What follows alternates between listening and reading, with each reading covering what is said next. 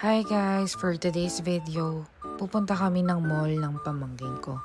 So, ayan, nag-move it lang ako papunta dun sa bahay ng ate ko. Tapos, naabutan ko tong mga pamangkin ko, nakabihis na sila. So, habang naghahantay na makumpleto kami at umalis, kasi magpa-back to school na yung pamangkin ko and nag-request siya na bilan ko daw siya ng black shoes sa mall. Tapos, ayan, nakasakay na rin kami. O, diba? Blooms din yung pamangkin ko eh. So, ayan, excited na sila. So, pumasok na rin kami sa department store. So, favorite niya kasi yung Frozen. So, nagtitingin lang din kami ng bags. Actually, meron na din siyang nabili kahapon. Hindi na nakaantay. So, ngayon, gusto naman daw niya yung black shoes. So, ayan, kailangan ng mahigpit na hawak dun sa pamangkin ko kasi grabe talaga. Like, parang 3 seconds lang, magugulat ka, wala na sila sa tabi mo. Tapos, sabi ko sa kanya, pili na siya ng black shoes na gusto niya.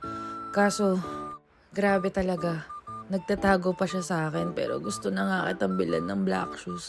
Sobrang hingal na hingal ako dyan, guys. Like, gusto niya pa yung parang naglalaro muna bago mabili yung bibilin namin.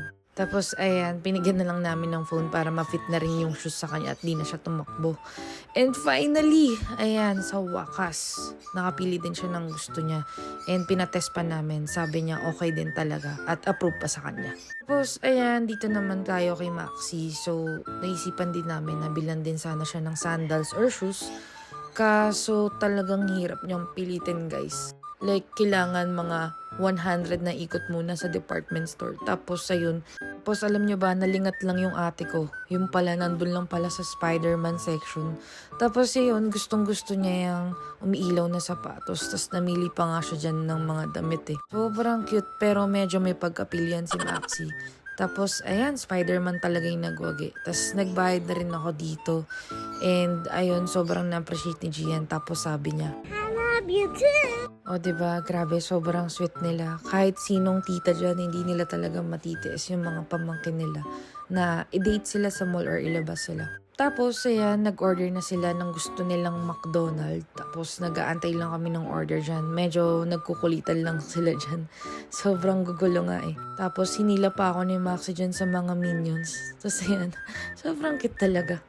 And, nahampas lang nila yung phone ko.